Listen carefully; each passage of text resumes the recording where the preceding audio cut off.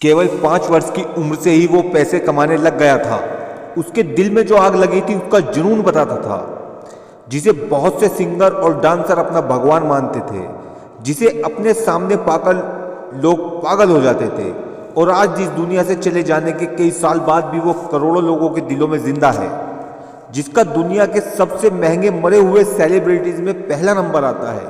मरने के बाद भी उसकी पिछले वर्ष की इनकम 360 करोड़ रुपए है, जिसके नाम 41 गिनीज वर्ल्ड रिकॉर्ड हैं, 16 Grammy award, 26 American music award और 14 अमेरिकन म्यूजिक अवार्ड।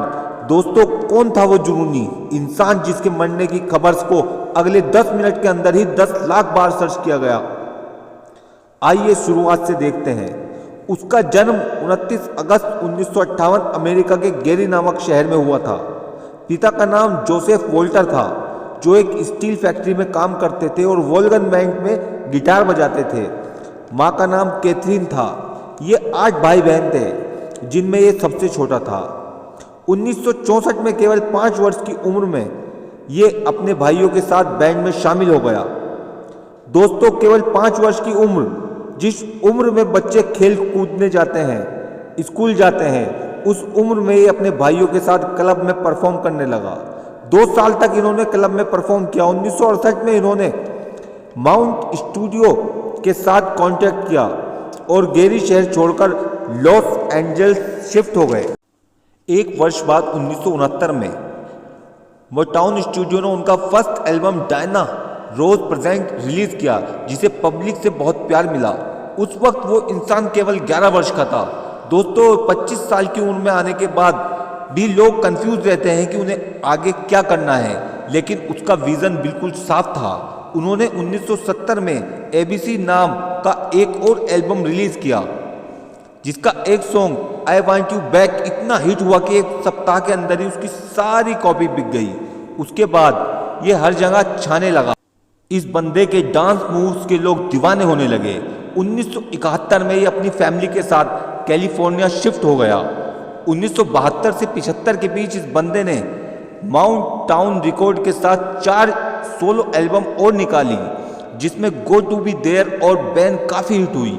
ये बंदा एक एक करके सक्सेस की सीढ़ियाँ चढ़ रहा था। फिर से कड़ी मेहनत के साथ 1979 में इसने एक नया solo album of the well release किया, जिसकी 7 मिलियन से भी ज़्यादा कॉपी बिक गई और फिर से सक्सेस की अगली सीढ़ी चढ़ने की तैयारी में लग गया। 2 साल तक मेहनत करने के बाद एक न्यू एल्बम थ्रिलर रिलीज किया, जो इतना हिट हुआ कि उसकी 70 मिलियन से भी ज़्यादा कॉपी बिक गई। ये बात है 1982 की। उस वक्त 70 मिलियन कॉपी का बिकना आप समझ सकते हो कितना बड़ा रिकॉर्ड रहा होगा।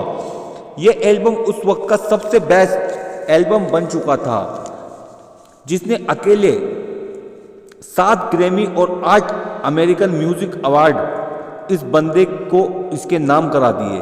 दोस्तों, अब तक आप पहचान गए होंगे इस बंदे का नाम। इस बंदे का नाम है माइकल जोसेफ जैक्सन, जिसे हम king of pop Michael Jackson भी कहते हैं। मार्च 2009 में एमजे ने अनाउंस किया कि वो एक कम से कम 10 बार लंदन के ओटो एरिना में कंसर्ट करेंगे और ये उनका आखिरी कॉन्सर्ट होगा। लेकिन उससे पहले ही 25 जून 2009 को उनका दिल का दौरा पड़ने से मौत हो गई।